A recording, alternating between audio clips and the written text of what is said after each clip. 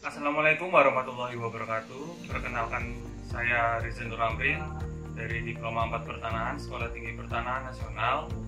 Pada kali ini saya akan mempresentasikan esai saya yang berjudul Pemanfaatan Data Spasial dan Tekstual Kementerian atau Lembaga dalam Analisis Risiko PTSLPM. Nah, latar belakang saya mengambil tema pemanfaatan Big Data ini, saya sendiri melihat bagaimana orang mengisi analisis risiko PTSLPM langsung ke lapangan. Alangkah lebih baiknya manfaatkan dulu data-data yang telah disediakan oleh kementerian atau lembaga untuk menganalisis risiko PTSLPM. Yang kemudian dari analisis risiko ini akan diolah melalui aplikasi Kopo Toolbox dan ODK Collect, yang mana datanya didapat dari wawancara dan data sekunder dari data spasial atau tekstual kementerian lembaga. Nah, jadi sama-sama saling mengecek bagaimana data yang existing di lapangan dan bagaimana data-data yang telah disediakan oleh kementerian atau lembaga.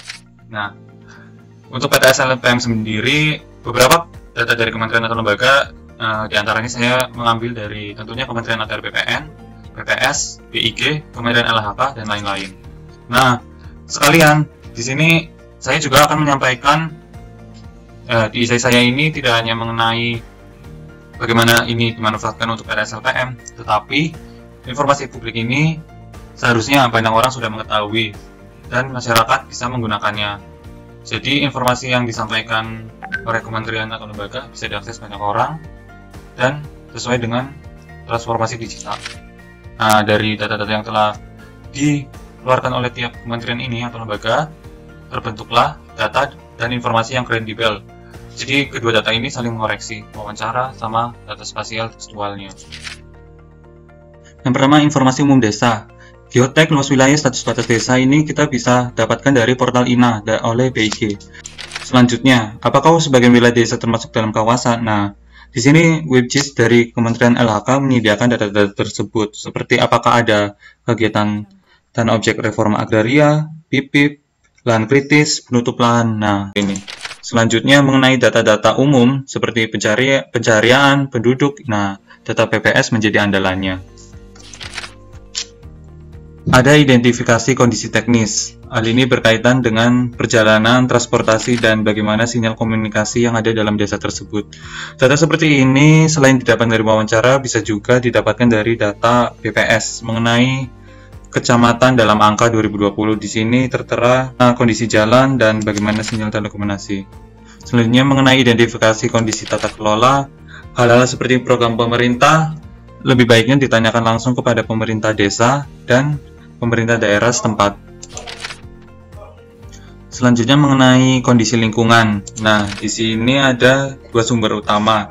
Yang pertama dari WebGIS Kementerian LHK menyediakan lahan gambut dan area PIPIP, serta ada tutupan lahan dan kelerengan.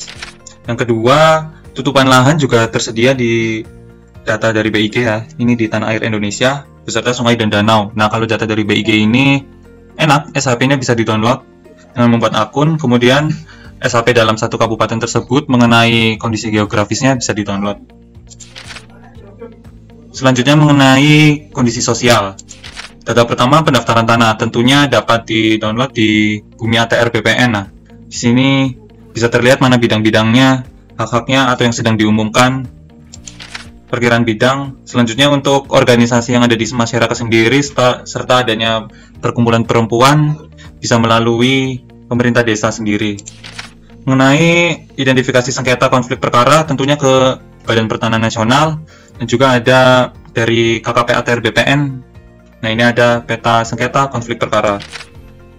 Ada selanjutnya risiko penanggulangan bencana. Geoportal Kebencanaan Indonesia dari BNPB menyediakan data-data apa sih bencana yang pernah ada di situ, serta kalau sekarang wabah COVID juga ada data bagaimana berapa yang terkena COVID dalam provinsi tersebut. Di Tanah Air Indonesia juga ada peta RBI terdampak bencana.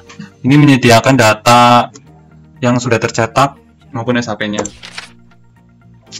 Yang terakhir, pemanfaatan pasca analisis resiko. Nah, ini menurut saya yang bagus ini data dari BPN ya, Bumi ATR BPN.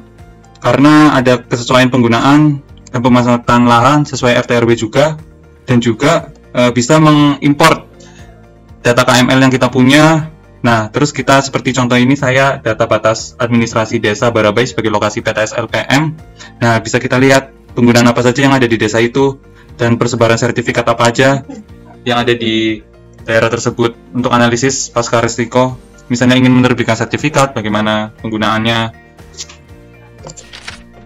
Nah, kesimpulan yang bisa saya tarik dari isai saya ini, yang pertama, data dan informasi dari kementerian atau lembaga ini sebagai data sekunder, sebagai pembanding dengan data wawancara.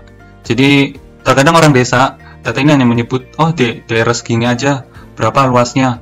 Nah, untuk luas dan lebih data detailnya untuk mengamati dari udara, ini bisa menggunakan data-data dari kementerian atau lembaga.